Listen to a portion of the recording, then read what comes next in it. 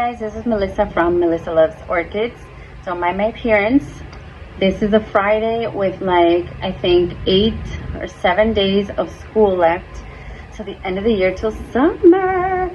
But I wanted to come on here because someone was asking me questions about what do you do when you come home with something that looks like this and what's inside of there, and then the blooms fall and then you end up with something that looks like this, and you're like, oh my gosh, and there's even a little bit of smell.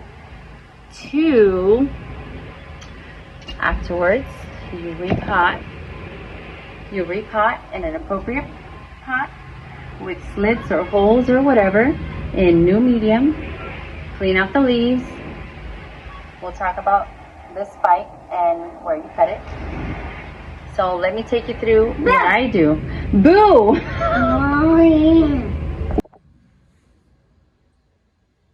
Okay guys, so I wanted to show you more or less what I use. This thing that I do the cleaning on is actually from IKEA. It's a, I don't know, mud room, put your dirty boots on this tray kind of thing.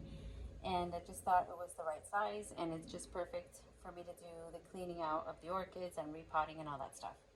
So normally you get an orchid and it comes in this, a decorative pot, and then on the inside you have a plastic pot. I already took off the plastic pot because it was getting suffocated and it started to rot. You still see green, so there's still some good leaves. It looks, I think, pretty healthy otherwise. It's growing a new leaf in the middle.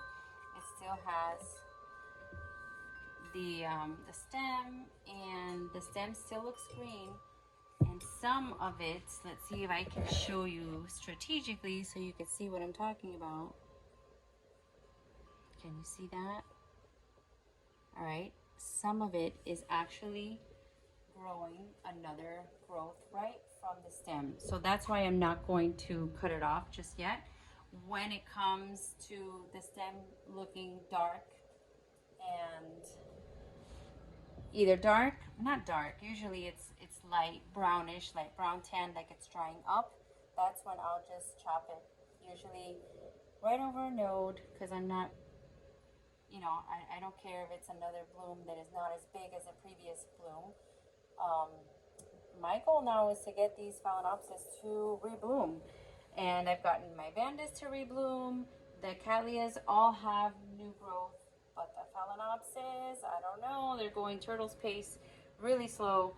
So if I have a little bit of rebloom, I'll be happy with that. And then for the future, I'll just do the right thing, which I've been told is to just cut the stalk down, like right here, and then let it rest and do what it has to do, and then the next time it blooms, it'll be bigger. So the first step, take it out of the decorative pot, take it out of the plastic sleeve. A lot of them come in sleeves. Some of them come in just the plastic. It's clear, like this one. And then it has the drainage in the bottom, but there's no aeration on the sides, so not awesome. I bought better ones to replace those. So the first thing is, after you take it out of there and you see this mess that looks, it doesn't look very appealing. And sometimes if you are thinking, let me just wait until the last flower falls, you're kind of letting it rot. And I see that the top has something going on. Some of them are dry and some of them are soggy. So I take a whiff and oh my gosh, it smells yucky. So I know that it should have come out probably a while ago, but I haven't had the time.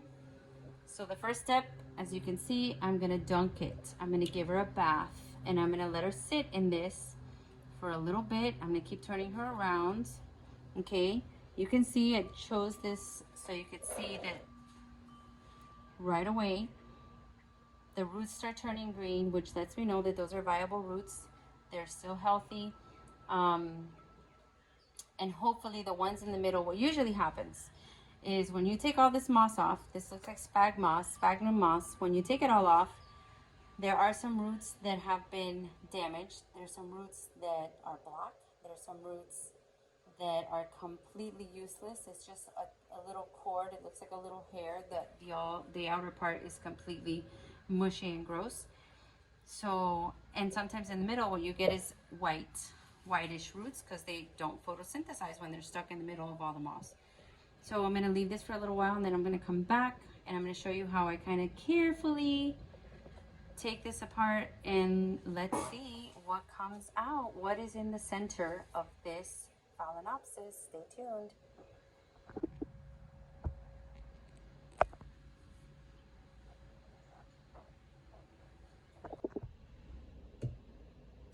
Okay guys, we are back. So I wanted to show you what I'm going to be using today.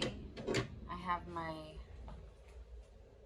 pruning shears that I spray down and wipe down with alcohol.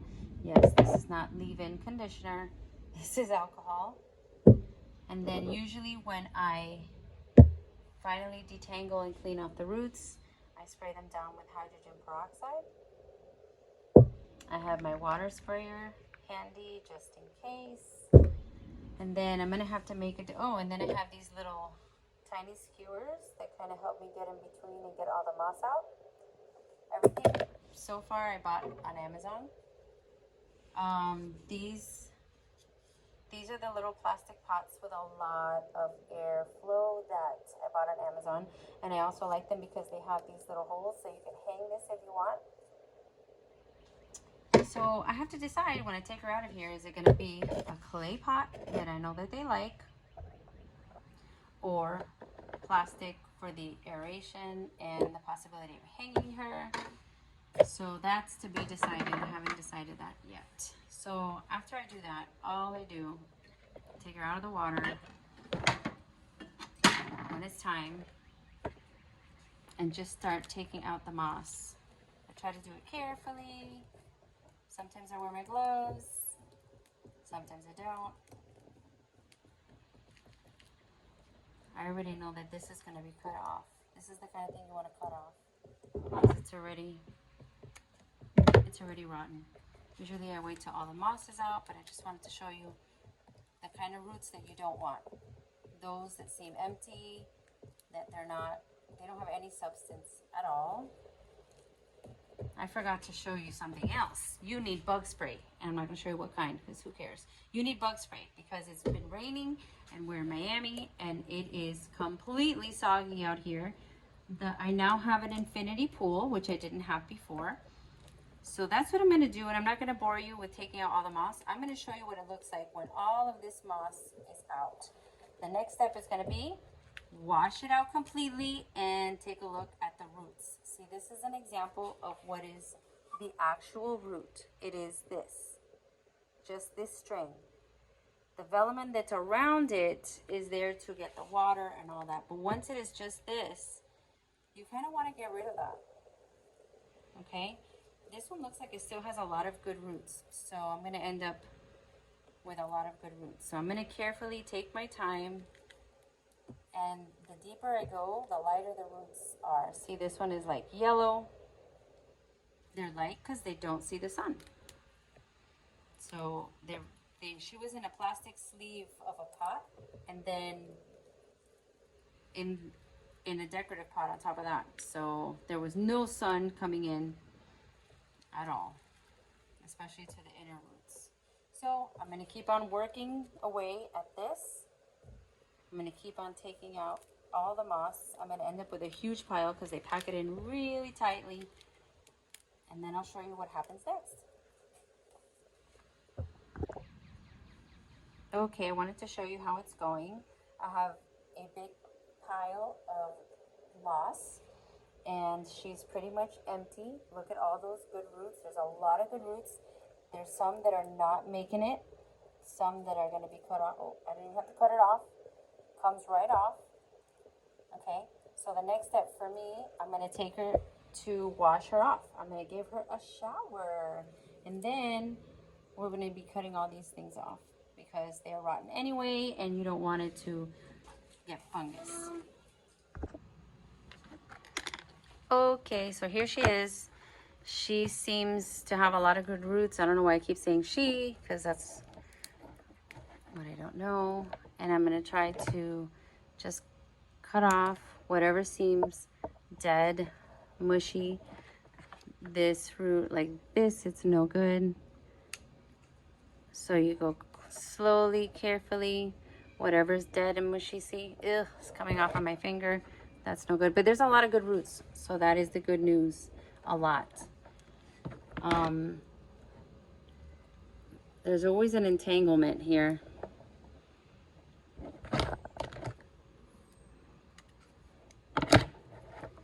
So I hope you can see what I'm doing. Now this root seems to be good at the bottom, but it's completely broken and messed up here. So I'm just gonna cut it off. She has a lot of good roots. I'm not worried. And you feel them. That's how you kind of can tell, because some of them, look, you have green ones, you have yellow, light green, all that. So you got to feel them, and if they're mushy, then they're no good.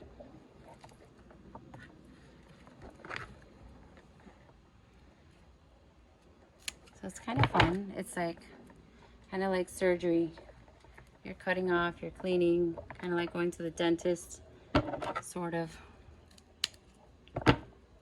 You're cleaning her off. Anything that's black, you know, it's kind of rotting. So you leave it there, and you don't want that rot to continue to stay on your plant when you don't need it. Now, if there's only like 2 roots, then we'd have a problem. But I don't think she's going to have a problem bouncing back from being in that little pot. Because honestly, what I've learned is that the way that they ship them and they keep them in the stores. See, that doesn't look good. I want to cut off that tip. The way that they ship them to the stores is just so they can last to be sold. It's not so they can last in your home and rebloom and be happy. No, it's basically just so they can stay alive in the stores and they can sell them to you. And then after that, it's like, vaya con Dios. And that's what happens. So you leave them for months like that with the roots getting rotten and all that, then you have a problem. I think we're pretty good. I think we are pretty good. There's some darker spots, but the roots are so thick and healthy that I'm not going to cut those off. Even these that are yellow, it doesn't mean that they're not viable. It just means that they haven't photosynthesized. So they're okay. They're good to go. I don't like to cut a lot unless you really can tell that they're not good. And any little open wounds is also, you know, a problem, a liability, let's say. You don't want to have that either. So you got to make your choices. You got to do the right thing for the plant. And that little pot that I thought, hey, maybe after I cut off all the roots, no way. There's no way that she's going to fit in there. I'm going to have to go 1 or 2 sizes up. So the next step, I take the solution, 3% hydrogen peroxide, and I just spray those roots to avoid any funkiness.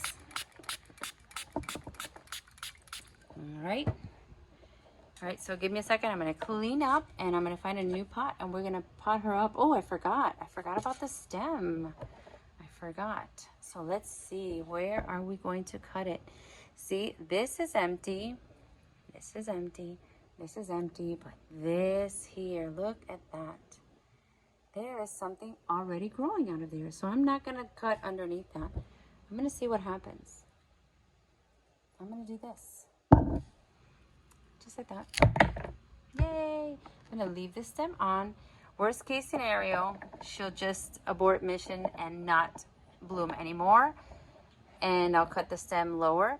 But best case scenario, I'm going to have a secondary bloom from this spike. Let's see what happens. Okay, so we are back again. These are the 2 pot sizes that I have. And it looks like, whew, this one's going to be too narrow. And this one might do it. My daughter colored it, but it might do it. I think it's the 5-inch one. And then here I have my orchid bark. And that's it. Let me get to potting. Anyway,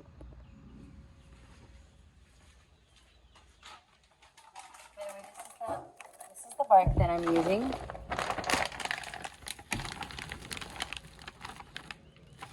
And I don't know if I mentioned before, this one has the lava rock, it has the fir bark, and the charcoal, and the coarse perlite. So that's the one that's working out for right now. I had another one ordered from repotme.com, but it hasn't arrived, so I will use this one until I get the other one.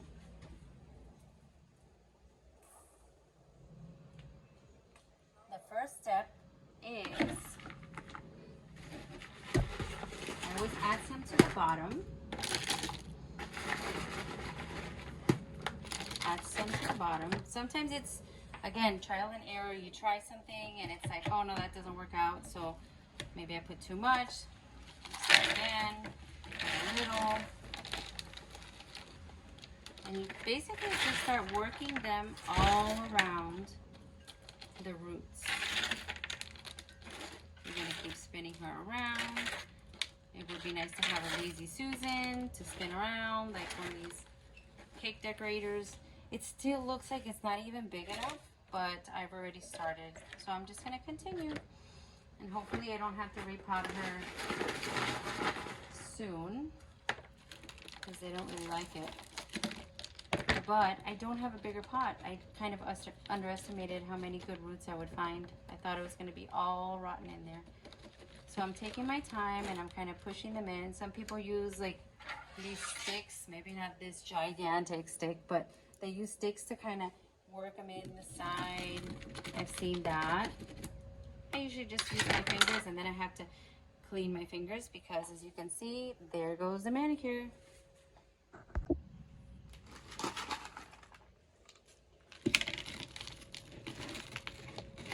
I'm gonna keep trying to fill in all of the holes. They still like to be airy, but they like to be secure. They don't like to be wobbling in their pots. So sometimes it takes a while. You're like making sure all the spots are full. I like this little scooper thing. It makes it easier. But you always want to be gentle not to mess the roots up, because they're already jarred, taking them out of their original medium. Some people like to let them sit before they put them in new medium, but I get kind of antsy and I don't wait. I kind of just put them in. Maybe that's something that I will learn not to do, because I see some people give them a chance to relax in their new environment. But I've had her here.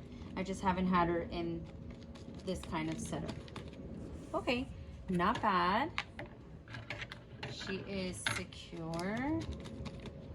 All right, the last step, I give her a dunk so I can wet the medium, and it's kind of, everything is nice and cozy. So I will be right back.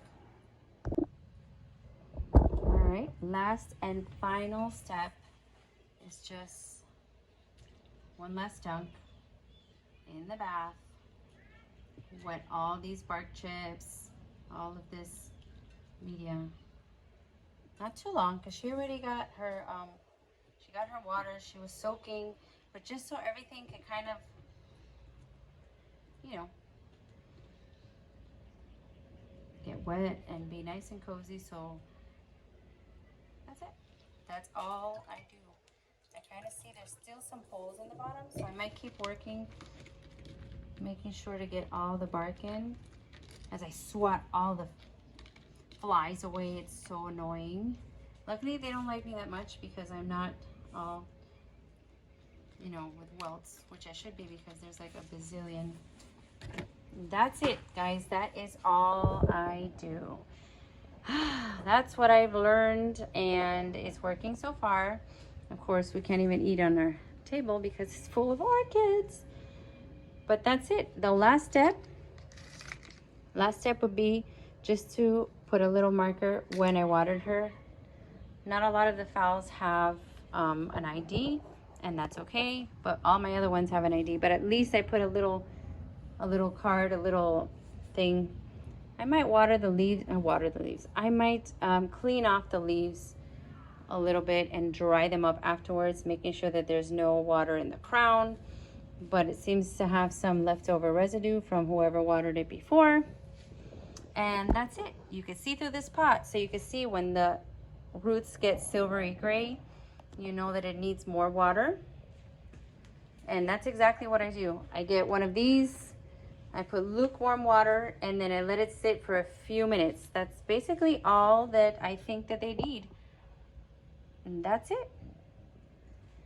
I will keep you posted, see what happens with this little growth.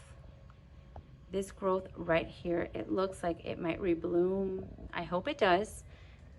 I hope it does. So guys, remember, please like and subscribe. I'm really trying to put out a lot of videos. Everything that I'm learning, I'm trying to put it out. And I might make some mistakes. As I've said, I am, disclaimer here, I am a newbie. I am literally brand new. Started in January of this year to start collecting and start learning about plants. But it's brought me a lot of, let's say, peacefulness, and it's fun to do. So if you like this video, like and subscribe, and I have another one coming up soon with my Phalaenopsis failures. That should be fun. Bye.